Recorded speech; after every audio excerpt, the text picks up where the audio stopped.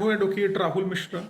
अक्सर मैं आप लोगों से फर्जी 376 और पॉक्सो के मुकदमों के बारे में बातचीत करता रहता हूँ। लोग मुझे आरोपित भी करते हैं, मेरे ऊपर आरोप लगाते हैं कि मैं गलत लोगों को बचाने की चेष्टा करता हूँ, लेकिन ऐसा नहीं है।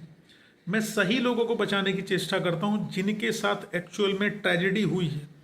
376 और पॉक्सो जैसे कानूनों का मिसयूज जिनके अगेंस्ट किया गया है, महिला होने का फायदा उठाया गया है, कानून के लचीलेपन का फायदा उठाया गया है, मैं उनकी मदद करने की कोशिश करता हूँ। आज का वीडियो ऐसा ही है। एक व्यक्ति हैं जो बहुत नामी कोचिंग है हमारे यहाँ की, बहुत नामी कोचिंग है, इनकी कोचिंग चलती है और इनका बहुत फेमस यूट्यूब चैनल भी है। ठीक है, इनकी यूट्यूब चैनल है बहुत फेमस और कोचिंग बहुत फेमस है।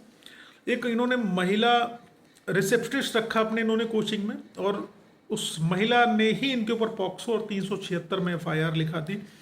अब मामला क्या है, आप लोग सतर्क कैसे होंगे, उसी पर मैं आप लोगों से बात करूंगा, डिस्कशन करूंगा। लेकिन उससे पहले हर बार की तरह मेरी आपसे रिक्वेस्ट है कि अगर आप लोग चैनल पर नए हैं या पहली बार आ रहे हैं या अभी तक आप लोगों ने इसे सब्सक्राइब नहीं किया है तो प्लीज़ सब्सक्राइब करिएगा। साथ ही साथ एक हम्बल रिक्वेस्ट और है, अगर आपने मुझे फेसबुक, इंस्टाग्राम, ट्विटर पर फॉलो नहीं किया है तो वहाँ फॉलो करिए, लिंक आपको डिस्क्रिप्शन में मिल जाने वाला है। देखिए, सबसे महत्वपूर्ण मुद्दा यहाँ पर यह है कि ये भाई साहब एक कोचिंग संचालक हैं, इनकी अपनी खुद की कोचिंग है, समाज में अच्छा रसूख रखते हैं और अच्छे पैसे कमाते हैं। इन्होंने एक महिला रिसेप्शनिस्ट अपने यहाँ रख ली जो सारे इनकी कोचिंग के सेंटर का, उस पर्टिकुलर सेंटर का, कई सेंटर्स हैं इनके चलते, जैसा कि ये कहते हैं कई सेंटर्स इनके चलते हैं, लेकिन उस सेंटर पर वही महिला सारे हिसाब किताब, लेन देन का हिसाब किताब रखती थी और उनके यूट्यूब चैनल को भी मैनेज करती थी। यूट्यूब पर भी अच्छे खासे सब्सक्राइबर्स हैं इनके, अच्छा खासा गेन है, और इस महिला ने इनके साथ धांधली शुरू कर दी। चूंकि अच्छे खासे बच्चे इनकी कोचिंग इंस्टीट्यूट में पढ़ते थे, जो इनकी एफआईआर के कंटेंट्स मेरे सामने पड़े हैं, इनके कोचिंग में अच्छे खासे बच्चे पढ़ते थे और बच्चों की संख्या काफ़ी ज़्यादा थी। अनाप शनाप पैसा आ रहा था, पैसे का हिसाब किताब ये स्वयं नहीं कर रहे थे, उसी महिला को समस्त हिसाब किताब को रखने की जिम्मेदारी थी। उसके द्वारा सारे हिसाब किताब किए जा रहे थे और उसके द्वारा लगातार रेगुलर बेसिस पर महीने के तकरीबन 40 से 50 हज़ार रुपए का गबन किया जा रहा था। ऐसा कई महीनों तक लगातार होता रहा। जब इन्होंने ऑडिट किया उन सारी चीज़ों का तो निकल गया है कि इनके द्वारा काफ़ी पैसों का गबन कर लिया गया है। और जब पैसों का गबन करने की इन्होंने उससे क्वेरी करी कि भाई इतना सारा पैसा आप कहाँ लेके गई, ये पैसे का हिसाब किताब आके दीजिए। अब इसी दौरान मील वाइल इनको पता चलता है कि उस महिला ने यूट्यूब चैनल पे जो पे आउट आता है, जो पैसा आता है आपका, उसमें अपना अकाउंट डाल दिया है, सारी डिटेल्स बदल दी है, लॉगिन पासवर्ड बदल दिया है, सब कुछ इनका चेंज कर दिया है। अब भाई साहब आग बबूला, इन्होंने उसको डांटा होगा, उससे क्वेरी करी होगी कि भाई साहब आप बताइए, आपने अच्छा खासा पैसा इसमें से दबा लिया और उसके बाद आपने चैनल का पूरा डिटेल चेंज कर दिया, ये कैसे चलेगा? अब इसको आप सब कुछ ठीक करिए और हमारा सारा हिसाब किताब क्लियर करके आप यहाँ से जाइए। उन्होंने उसको बाहर कर दिया। उसके बाद महिला ने क्या करा, यहाँ पर पूरे मैटर में एक ट्विस्ट है। क्योंकि वो महिला 22 साल की है, उसने एलिगेशन लगाया कि जब वो 16 साल की थी तब से इनके यहाँ वो पढ़ रही है, कॉम्पिटिटिव एग्जाम्स की इनके यहाँ तब से वो तैयारी कर रही है, वो पढ़ रही है। और इस पढ़ाई के दौरान कोचिंग के जो संचालक महोदय हैं उनके द्वारा उससे शारीरिक संबंध बनाए गए और वो माइनर थी तब से उसके साथ शारीरिक संबंध बनाते हुए चले आ रहे हैं।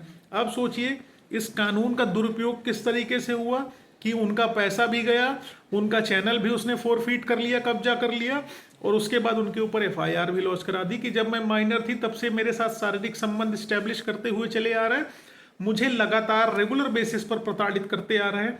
इन्होंने मेरे से पैसे भी लिए, पैसे भी ऐड लिए और मुझे धमकियां भी दे रहे हैं। मेरी फोटो वीडियो बना ली है इन्होंने, वायरल करने की धमकियां देते हैं। अब मैं थक हार के एफआईआर लिखाने आई हूँ।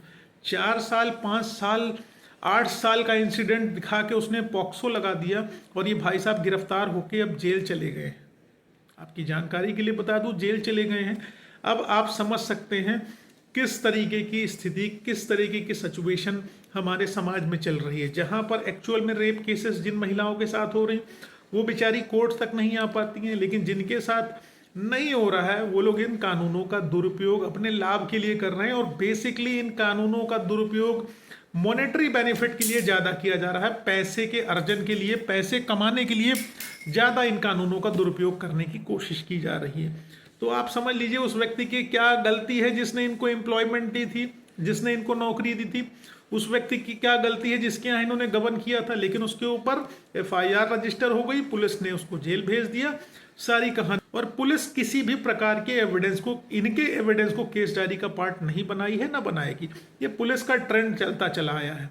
अब ऐसी सिचुएशन में आपको क्या करना चाहिए, आप खुद समझदार हो, आपको किसको एम्प्लॉयमेंट पे अपने रखना है या नहीं रखना है, देख समझ के समझदारी से, और अपने स्टाफ के ऊपर प्रॉपर स्क्रूटनी रखिए, देखते रहिए, रेगुलर बेसिस पर अपने सारे आय व्यय का विवरण लेते रहिए। और बहुत समय तक चीज़ें चलती नहीं, इनकी भेद खुल गई और आप फंस गए। अब इसमें मैं क्या सजेशन दूं, क्या ना सजेशन दूं, बाकी जब चार्जशीट आएगी, केस डायरी आएगी तो देखा जाएगा क्या हो सकता है। लेकिन अभी तो मौके पर स्थिति यही है, ये जेल चले गए। इसलिए आप लोग भी अलर्ट हो जाइए, सावधान हो जाइए, सतर्क हो जाइए। सतर्कता ही आपकी मदद करेगी, वरना आपके लिए भी तो जेल के दरवाजे खुल सकते हैं, किसी के लिए भी खुल सकते हैं, XYZ। उम्मीद है इस वीडियो से कुछ ना कुछ हेल्प मिलेगी, सपोर्ट मिलेगा। अगर ऐसा है तो वीडियो को लाइक शेयर सब्सक्राइब करिएगा। बाकी किसी प्रकार की अगर आपको समस्या है तो अपने वकील साहब से संपर्क करिएगा, वो आपको बेटर लीगल एडवाइस देंगे। फेसबुक, इंस्टाग्राम, ट्विटर पर नहीं जुड़े हो तो मेरी सारी पर्सनल डिटेल डिस्क्रिप्शन में, आप वहां संपर्क कर सकते हो, जुड़ सकते हो। Thank you so much. जय हिंद, जय भारत।